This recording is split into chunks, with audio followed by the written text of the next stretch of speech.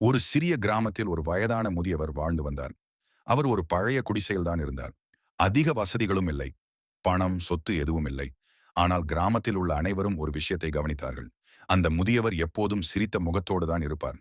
ஒரு நாள் நகரத்தில் இருந்து வந்த ஒரு இளைஞன் அந்த முதியவரை பார்த்து கேட்டான், தாத்தா, இந்த வயசுல இவ்வளவு கஷ்டத்தோட இருக்கிறீங்க. எப்படி இவ்வளவு அமைதியா இருக்க முடிகிறது? முதியவர் மெதுவாக சிரித்தார். அருகில் இருந்த ஒரு மரக்கட்டையில் உட்கார்ந்து சொன்னார், மகனே, இளமையில் நான் நிறைய ஓடினேன். பணம், பெயர், புகழ் எல்லாம் தேடினேன்.